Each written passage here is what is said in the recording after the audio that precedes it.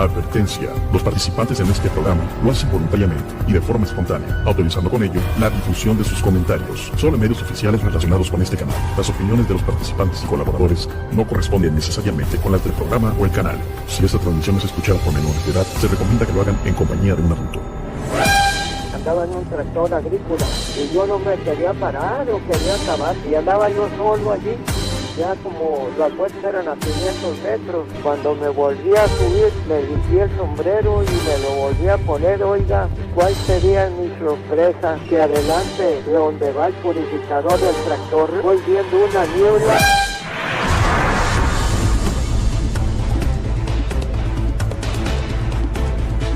Llegó la hora de poner las evidencias sobre la mesa. Fantasmas, voces, apariciones, psicofonías, mitos y leyendas que rodean al mundo sobrenatural quedarán al descubierto aquí en Relatos de terror para no dormir by Chamo San Juan. En mi casa estuvo el diablo. Cuando te preguntan si realmente crees en la brujería, ¿qué contestas? La magia negra es aquella que usaron en perjuicio de cualquier individuo, incluso para dañar al mundo en su totalidad. Sus adeptos no solo buscan afectar a la sociedad, sino también alterar todo tipo de materia orgánica e inorgánica. La magia blanca sirve para neutralizar el daño de la magia negra y actúa en beneficio del individuo o del mundo. Otra de las creencias reside en que los efectos o profundidades de la magia negra tienen que ver con la capacidad de conexión y con las jerarquías de la oscuridad y de las personas que dañan sin misericordia. Quiero contarle por favor mi historia, amigo Chamo San Juan, para que trate de ayudarme a obtener una explicación lógica. Después de vivir una insólita cadena de eventos extraños y de la nada caí enferma en cama. Mi familia notó mi deterioro y de inmediato me llevaron a visitar a muchos médicos, los cuales no daban con el mal o padecimiento que tenía, porque el dolor en el vientre que sentía era espantoso. Era un dolor crónico que no le deseaba a nadie. Prácticamente por dentro me desgarraban en vida. De esto fue en el mes de septiembre de hace 20 años. Fue allí que me realicé unos estudios y un día antes de recibir los resultados de las pruebas me notaba muy nerviosa y fue que comencé este infierno. Como siempre y de costumbre, esperaba cada noche a mi marido, ya que éste llegaba entre 11 o pasando la medianoche. Para eso teníamos 2 perros en el patio, y mi vecina de al lado tenía un perro más, el cual siempre que notaba algún movimiento extraño, ladraba muy nervioso. Hablamos del año 2000, cuando vivíamos en un cerro de Chimalhuacán, Estado de México, el cual tenía fama de estar habitado por brujas híbridas y demonios nocturnos que devoraban principalmente a niños y a sus almas. En esa época no era una zona muy habitada en su cima. De hecho, nosotros éramos la penúltima casa en ese cerro. Las calles estaban un poco empinadas y los carros no llegaban hasta arriba donde yo vivía. Esa noche los perros comenzaron a ladrar y al escucharlos imaginé que se debía a que mi esposo se estaba aproximando a la casa. Por ese motivo le quise jugar una broma y salí a su encuentro. De pronto sentí como que la puerta de la calle se abrió y después él se aproximó al patio para subir las escaleras. Era extraño, porque a pesar de que ya estaba mi marido dentro de la casa, los perros no dejaban de ladrar. Era como si el enemigo estuviera presente, como si alguien le hubiera dado permiso de entrar. Todo era extraño. Los perros lanzaban unos lastimeros aullidos y se notaban muy alarmados. En eso se escuchó como un aleteo allí en la azotea, pero este era un aleteo con una gran fuerza descomunal. Para minutos después, escuchar como que algo caía en una esquina de los cuartos. Al momento de que esa cosa cayó, alcanzó a cimbrar la casa por completo y hasta movió los muebles. Los perros, uno a uno, comenzaron una vez más a ladrar, y al hacerlo cada vez era más feo, pero en un modo de desesperación, como con un rictus de agonía. Por tal motivo se me hizo extraño todo, y quise gritarle a mi marido para que me auxiliara, pues comencé a tener mucho miedo, y no tenía explicación lo que me estaba pasando. Volteé a la ventana que daba a la azotea de la casa, aquella que era de mi cuñado, y al hacerlo se escuchó nuevamente el aleteo de esa ave grande, y volvió a escucharse como que cayó ese extraño bulto, pero en el otro extremo del cuarto, por así decirlo, o en contraesquina. La ventana se abrió y clarito miré como algo de color negro entró al cuarto. Esa cosa era fea, con un color y un olor a azufre. Era de una cara alargada, lo más parecido a un demonio, porque con horror miré sus impresionantes garras y afilados dientes. De pronto, ese extraño ser brincó del techo y cayó justamente en mi cama. De allí se abalanzó sobre de mí y me derribó, dejando mostrar sus asquerosos dientes allí cerca de mi cara y diciéndome: «Tú, nefasto humano, eres mía.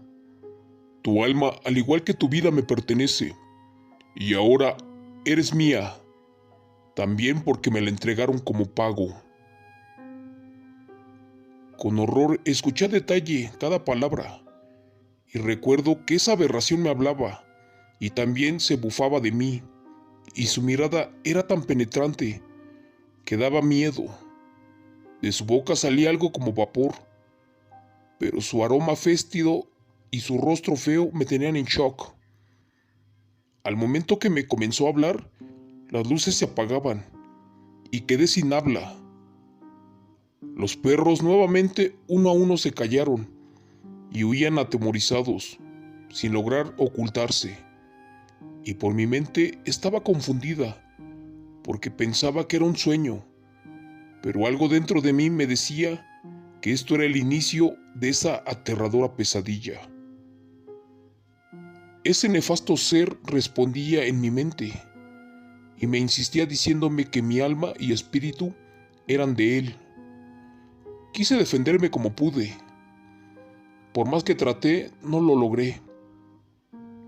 Corrí para buscar a mi esposo, para que me ayudara, pero él nunca llegó, porque esa noche dobló turno, y en su lugar vino ese demonio a mi casa, sin mi autorización, el cual dejó una severa infestación de enfermedad que comenzó por mi hogar.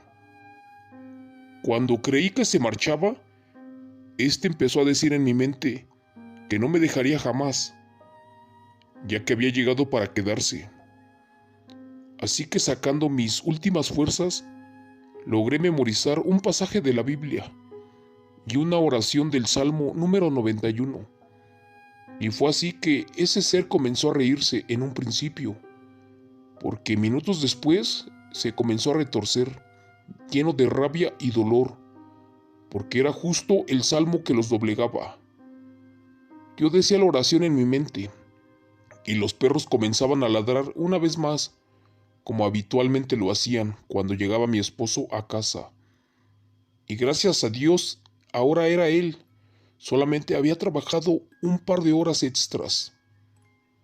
Al subir las escaleras, mi marido notó que algo pasaba, y de pronto el ser demoníaco lo sintió y huyó, sin que fuera descubierto.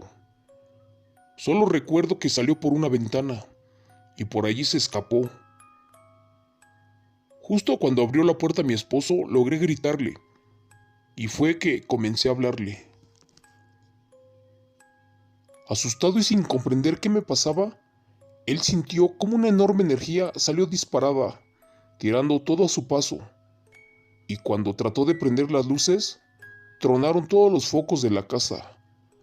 Prácticamente se fundieron. Estaba petrificada una vez más y llena de miedo y pánico. Pero como pude, comencé a decirle que un demonio se había manifestado y que estuvo aquí.